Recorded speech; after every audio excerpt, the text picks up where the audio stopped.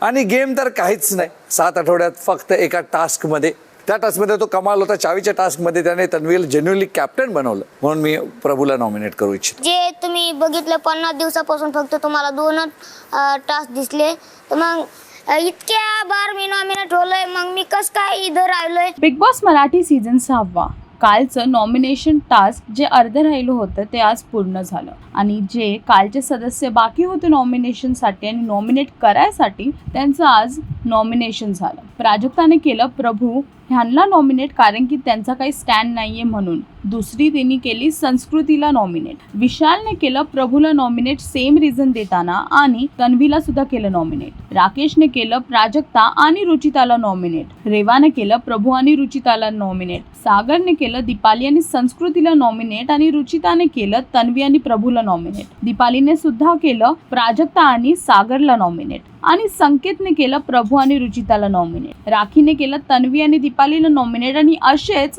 जे सदस्य ह्या आठवड्यात घरातून बाहेर जाण्यासाठी नॉमिनेट झाले आहेत ते आहेत प्राजक्ता, रुचिता, प्रभू, सागर, तन्वी, संस्कृती आणि दीपाली. आता बघायचं आहे की ह्या आठवड्याच्या एंड पर्यंत कोण राहील आणि कोण होईल घराच्या बाहेर. हे पाहण्यासाठी बिग बॉस मराठी पहा आणि अजून अपडेट्ससाठी टेलीचक्कर रिजनल्सला सबस्क्राईब करा.